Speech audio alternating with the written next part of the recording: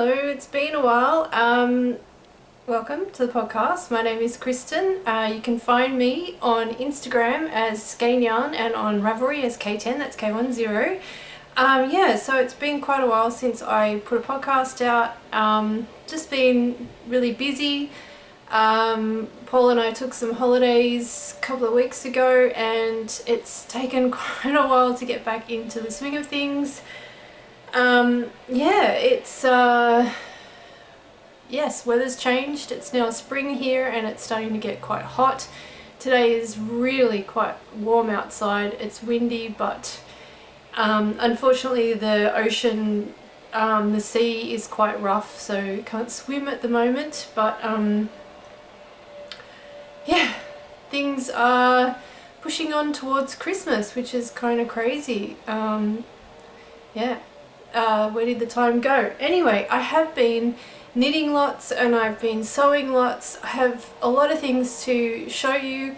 I won't be doing sewing today because it's just too much stuff. But yeah, I'll talk about knitting, and I don't really know what I last showed you. I could go back and have a look, but to be honest, I'm just yeah, trying to quickly put a podcast out so I don't want to have to sit down and look up notes. So yeah, and I'm also waiting for a phone call, so yeah, I might have to pause this if that comes through. But anyway, I have my coffee. It's still morning here. I've already been out, I've been shopping, just running around doing some errands, so yeah, I thought I'd quickly squeeze a podcast episode in. So okay, what do I want to talk about? I have been knitting on some socks. I actually knit a pair of socks for my dad for Father's Day, which was beginning of September.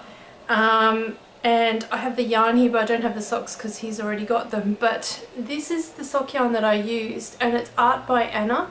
I meant to check to see if she's still going, but around the time when I first started Skein, Art by Anna was a yarn company. I believe they were in Canada, or they still are in Canada. As I said, I'm not quite sure if they're still going. But she's one of the first indie dyers that I had seen do speckled yarn.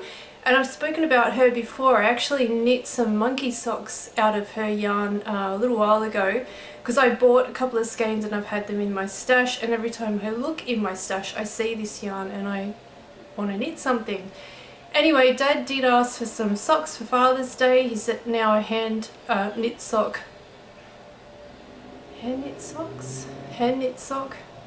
convert. He loves them, so I knew this was going to be perfect, and I didn't keep the label, so I don't know what the name of this is, but it knitted up beautifully. It was it's just this gorgeous aqua blue with sort of mossy speckles and a bit of like deep sort of indigo. Stunning yarn, and I really enjoyed it. I think this is a BFL. It feels like it could be a BFL. It doesn't have that real toothy BFL feel though. It's you can feel that the yarn is sturdy, but it's actually quite a soft yarn. So that was one thing that I knit up. The other thing that I have on my needles at the moment is Lovebird Lane. I bought yarn from Julianne of Lovebird Lane a little while ago. I showed it, I think it was the last time on the podcast or time before, and it's a self-striping yarn called All Sorts. She is not doing self-striping yarn anymore because it's just too much work, which it is. So yes, I nabbed this before she stopped selling the yarn, and here's sock number 1.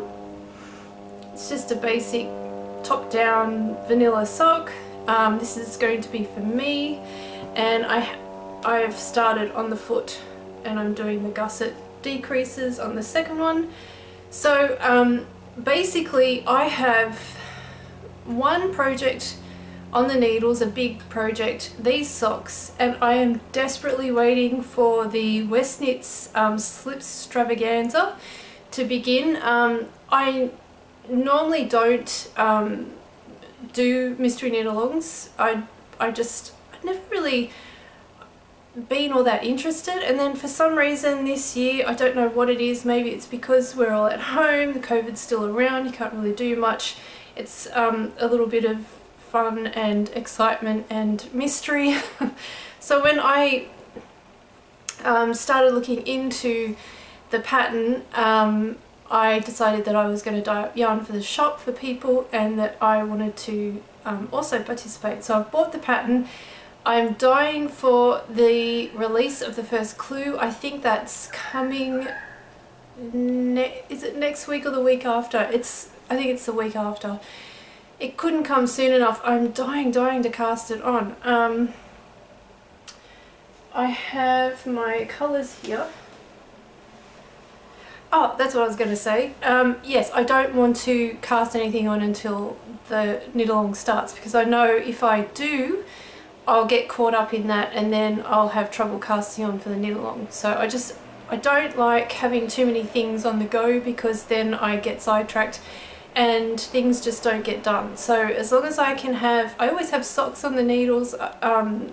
That's just a great project just to pick up and knit, particularly if I'm really tired at night and I don't want to look at a pattern. I can just knit on socks. I'll show you what else I'm knitting on at the moment, but yeah, I don't want to knit on anything else. I just want that knit along to start. But anyway, here's my colours for the Slipstravaganza, and of course I'll put the links to everything that I talk about down below. And are you going to be joining in the mystery knit along? And if you are, what yarn are you using? I'd love to know, so leave us a comment. So this is the yarn. It is our everyday sock. This is our budget base, I guess you could call it. It's kind of hard to offer budget yarn as an indie dyer because the bases themselves are quite expensive, and then you've got to add labour, dyes, labels, all the other stuff that cost to produce hand-dyed yarn on top. So yeah, it is really hard, but we decided to not make much of a profit off this yarn, just to give people who don't have a lot of money to spend, give them an option that they could buy. It's only 25 Australian dollars. That's not very much in US dollars. I think that works out to be maybe $15. No, maybe not. It's not much anyway. So it is a extra fine merino, so it's really good yarn, and it has 20% nylon in it, which makes it a little bit more affordable. I am going to be using barley as the main colour, and then the three contrasts, this one is called Zinnia, which is a new colour, Cassia, which I love. I've knitted these before, and I'll show you that project soon. And then sea glass. So he does say in his pattern that you have to choose a main colour and then from there go and choose the contrast, and whatever contrast you choose, they've got to contrast well with the main colour. So from what I can gather, if you choose a dark main colour, then you want light contrast. If you choose a light contrast, which is what I've gone for, then choosing dark contrast colours is the way to go. And also to have maybe a pop of colour, which the pop will be this lighter greeny blue. So yeah, there's tons of people doing this knit along. There's lots of indie dyers selling kits. Yeah, it's going to be a lot of fun. I just can't wait for it to start. And Stephen West's patterns are just always a lot of fun. So that's that. The other, sort of all over the shop, the other project that I've been knitting on is, the name has gone out of my head. I can't remember the name of it. Anyway, I'll put the name here somewhere. It's a jumper by, I can't even remember the designer. I'll put that in here somewhere. I do know the yarn. This is the Pirate Purl's Blackbeard base yarn that I'm using. Oh God, Louize. It's called the Louize Sweater. and it is beautiful. Look at it. Oh my god, this yarn is just stunning. I keep banging on about this yarn. It is gorgeous yarn. So Katrina of Pirate Purls, she's based in Newcastle. This yarn is a base she buys from Tandy, who is in Victoria, and it's their Polworth silk base, and it is just stunning yarn. It looks quite a semi-solid colour, but in fact it has sort of very subtle hints of purple through it, and sort of lighter and darker pinks, like kind of corally pinks. It's just stunning, and this pattern is fantastic. So I have knit the hem. So the whole body has been done. I am knitting the sleeve, and the sleeve is great because it is just knit without any decreases till you get to the bottom, and then to the sleeve cuff, and then it's decreased all at once. So it's sort of, sorry, balloon shaping sleeve. Yeah, the pattern itself is fantastic. She has all the different sizes, a PDF for all the different sizes, so whatever, you're not sort of looking at a million numbers on a page trying to work out how many stitches you need to, you know, decrease or whatever. It's just your size, which I really liked, and the chart is for your size only, so it's really easy to read. The lace pattern is incredibly easy. It looks like it's a lot of work and a lot of things to remember, but it's one of those patterns that you can just memorize and look at. As long as you can read your knitting, you can look at what you're doing and you know exactly what row you're up to and what you're meant to be doing. And the chart is just there at the side just to check every now and again. I don't really use it that often. It's a great pattern. And like I said, minimal shaping on the sleeves, actually no shaping on the sleeves, and no shaping in the body, so it's just knit in the round. And the actual shaping of the circular yoke is in the chart itself, so you don't even have to worry about it. You just follow the chart and the yoke magically gets bigger. So yeah, it's a really good pattern. So yeah, I can't wait to finish it, although I don't think I'll be wearing it this season because it's getting really hot. But yeah, I will have it all ready to go for autumn next year. So really enjoying that. Oh, and I was trying to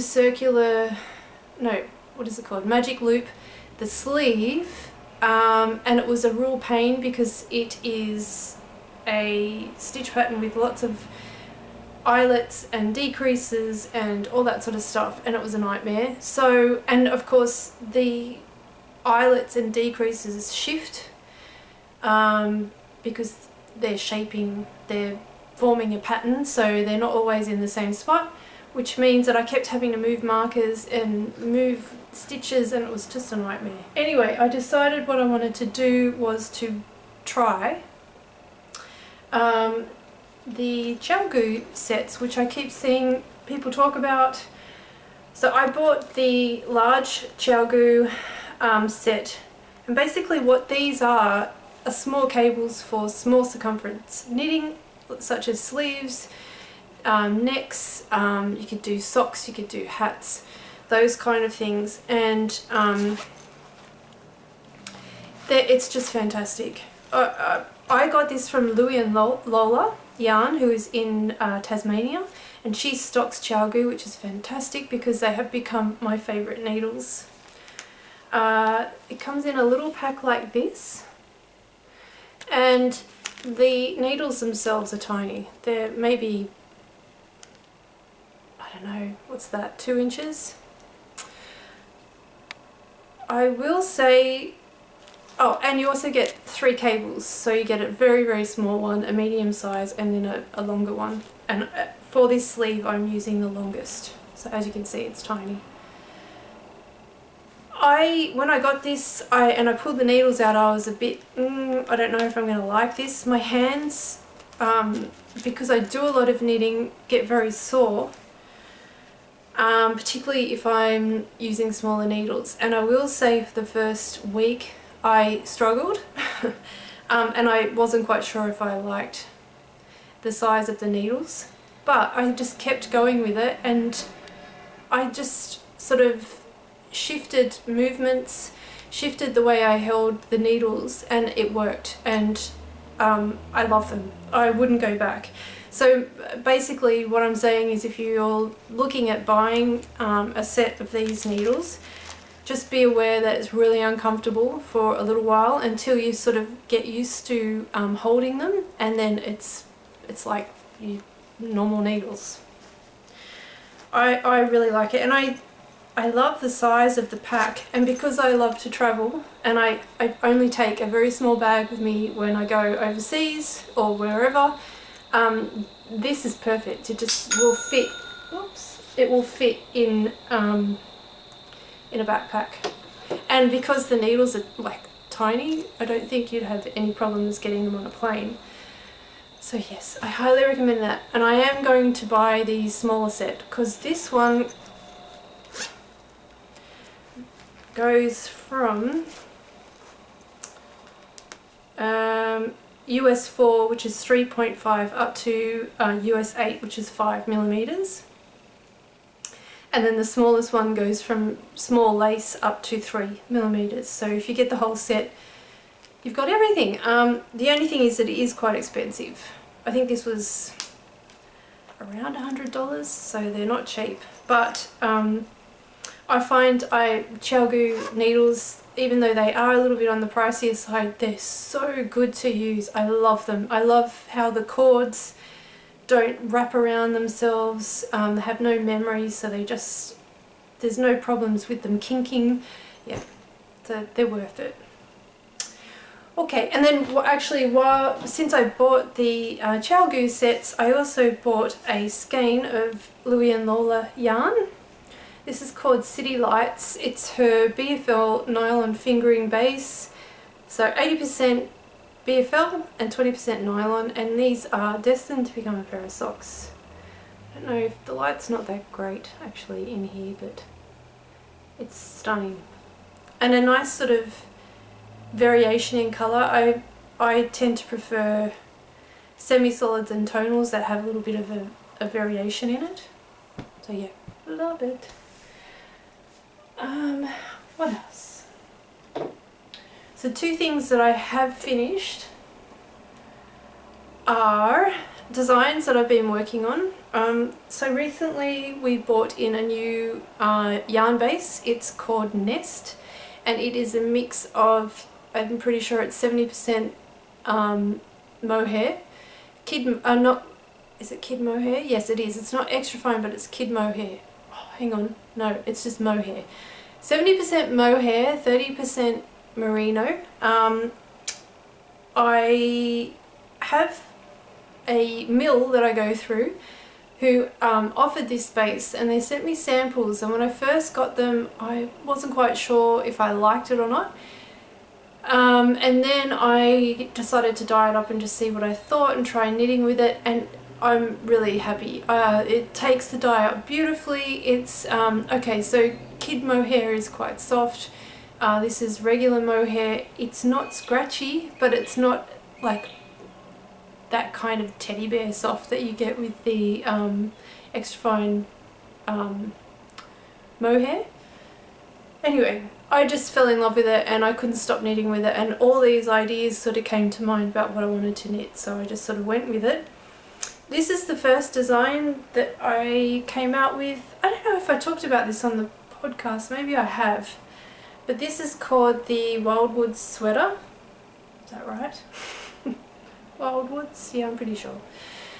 It is just a very, very basic drop shoulder design.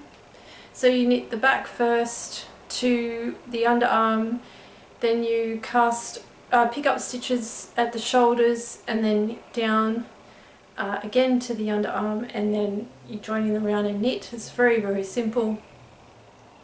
It has a nice little lace pattern at the top, and yeah, it's just meant to be a comfortable sort of curl up in sweater. I did actually add a little bit of lace on the very bottom of the sleeves to sort of give the sleeve cup a bit of a balloon effect. And yeah, it's available on Ravelry and on our shop, and I'll put links in. And I do actually have Nest, this yarn, on the shop today. Today's Friday, so we've updated the shop with lots of yarn. I dyed up 25 colourways, all in sweater quantities. So yeah, and of course if you buy the yarn from us, then you add the pattern to your cart, put in a code, and you get the pattern for free. So that's the first one. And then the second one that I cast on is a cardigan which has no name yet. It is a very basic circular yoke, very, very oversized cardigan. Actually, I could put this on. And it has garter stitch. Oh, I've just found an end that I haven't woven in. So it has garter stitch on the yoke because it's easy, it's just knit every row, and then when you join in on the round, that's when you start the stockinette. And it is meant to sit high hip. And the sleeves are, just for fun, a little bit of a colour block on the bottom of the sleeve, and that's done in garter as well. So these are the colours that I'm using for the knit along, so it's barley and cassia, and I really liked how they looked in this, and I'm sort of being drawn more towards these kind of neutral mustardy colours. So yeah, actually it's quite hot today, but it doesn't feel hot with this on. It's quite light and nice. I did an interesting increase for the yoke. You can kind of just barely see it, but I did a backwards loop cast on for each stitch that I increased, and apparently I was reading before I'd knit this that if you do that in garter stitch, it makes the increases almost invisible, because if you knit front and back, one stitch looks knitted, the other stitch looks purled. So it didn't kind of look right, and then yarn over, and then when you go back you knit through the back loop, that didn't look right either. But then when I knit this one where you just do a backwards loop cast on, for some reason in garter stitch it looks almost seamless. So that's what I've done there. And I've had quite a few people, when I posted a picture of this as I was knitting it, they're very keen to get it. So I am hoping, I haven't written the pattern up yet, I've got all my notes ready. I just need to open up Excel and do grading and then write it up. And because it's quite an easy design and shape, I should have that ready very soon, hopefully. I was thinking of doing that today, but as in doing the grading today, but I'll see how I go. I need to weave in that end. It's popped out there. But yeah, it's really nice. It's very simple too at the front. There's no closures. I find buttons can give me a bit of anxiety. Finding out where to do the buttonholes and placing buttons. I just kind of like things that are really simple. Basically you're just knitting a I-cord edge as you go, so at the end there's nothing to do. I've left the neck as is, it's just the cast on, but I will be putting in the pattern, if you want to, a pickup and a I-cord bind off for here. But yeah, I actually quite like unfinished edges. And then yeah, the bottom I've just cast off with a I-cord. And yeah, hopefully this will be ready to put out soon. And that is everything I've got to talk about, so I hope I haven't talked for too long. Yeah, hope you're doing well, and yeah, if you're doing the Slipstravaganza, I'd love to hear what you're knitting. Yeah, I just can't wait for that to start. It's going to be so much fun. Hope you're all well, and I'm not sure when I'll be podcasting again, but hopefully sooner rather than later, and yeah, I will speak to you soon. Bye!